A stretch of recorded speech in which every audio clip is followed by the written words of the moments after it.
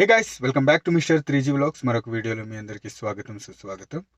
Guys, RRB assistant loco pilot exam రాయబోతున్న ప్రతి స్టూడెంట్కి నా తరపు నుంచి ఆల్ ద బెస్ట్. ఇంకో విషయం ఏంటంటే, ఈ రైల్వే ఎగ్జామ్స్ కోసం సౌత్ సెంట్రల్ రైల్వేకి సంబంధించి స్పెషల్ ట్రైన్స్ అయితే వేయడం జరిగింది. ఆల్రెడీ రన్ అవుతున్నాయి అన్నమాట.